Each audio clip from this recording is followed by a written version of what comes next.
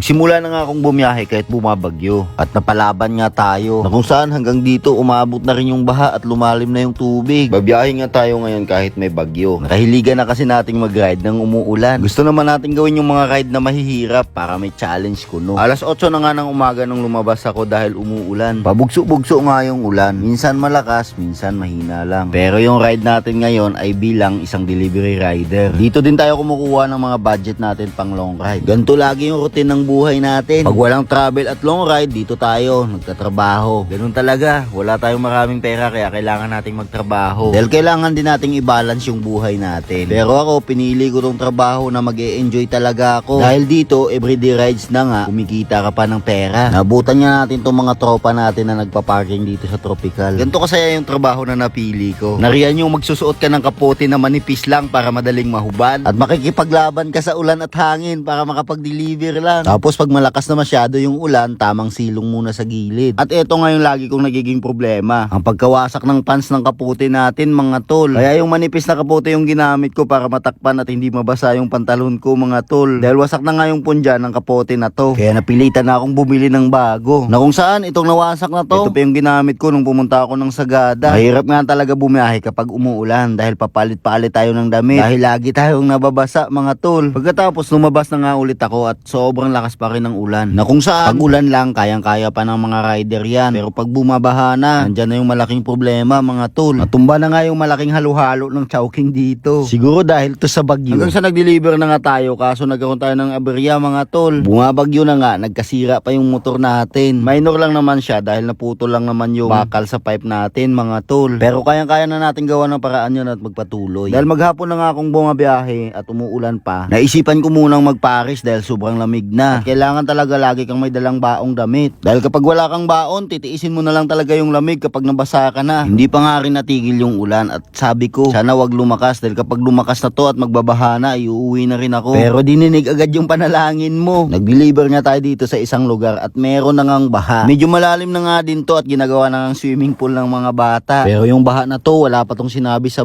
Bicol kaya pasalamat pa rin tayo mga tol. Dahil kahit papano mga kalsada lang ang bumabaha dito sa amin. At kailangan lang natin magpatuloy. Na kahit anong mangyari, magpapatuloy tayo. Dahil yun naman yung kailangan. Ang magpatuloy sa buhay. Kahit anong sakuna pa yung pagdadaanan natin. Dahil lahat ng problema ay dumadaan lang yan. At kailangan lang nating lampasan. Minsan inaabot pa tayo ng gabi. Kahit malakas yung hangin, bumabiyahe tayo. 6 na taon na din pala akong ganito. Yung walang trabaho. Sabi ko pa dati, magre-resign na ako sa trabaho para maging hayahay na yung buhay ko. Para anytime, pwede ako magpahinga. Pero pwede naman talaga ako magpahinga anytime. Dahil wala naman akong boss dito sa trabaho ko. Kaso mas lalo akong sinipag nung wala na akong trabaho. Naabot na nga tayo ng alas 10 ng gabi bago tayo makauwi mga tol. Pero depende pa rin sa akin kung anong oras ako uuwi. At depende din sa akin kung kailan ako magde-day off at kung kailan ako magra-ride. O gabi na pala mga tol at magpahinga na tayo.